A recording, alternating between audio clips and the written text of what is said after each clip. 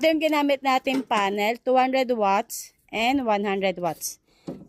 Naka-Y cable na yan para mag-series, 300 watts na.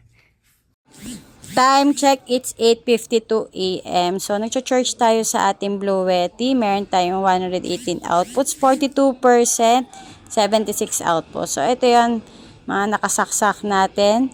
Cellphone, PLDT Wi-Fi, Aura Share.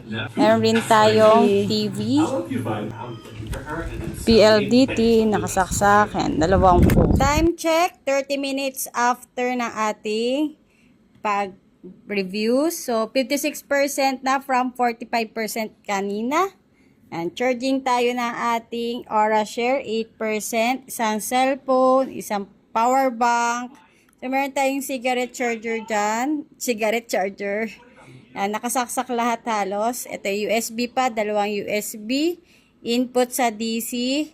And ito yung sa AC natin. Ito yung sa AC. Nakasaksak ang ating PLDT. Then ito pa isa Aura Share na turbo fan. Extension para sa AC ang ating TV. Then meron tayong DC fan. Ito yung DC fan natin. Nasaan yung DC fan? Yan, ang ating DC fan. Tanggalin natin yung DC fan. So, let's check, try this. Ayan. Patay na yung ating DC fan. So, ito DIY lang yung ating DC fan. 12 volts motor. 12 volts motor. Pinalitan natin. Then, meron pa rin tayong isang phone. Charging din yan. And itong ating isang Aura Share. So, kasi simula pa lang nito.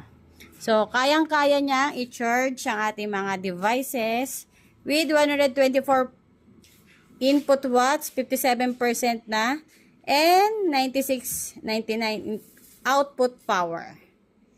Super ganda, di ba?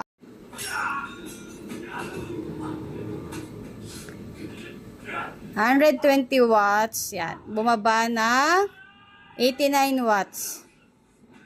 Wala. Nag-zero na. Yan. Naka 200 na yan. Mahina ang araw.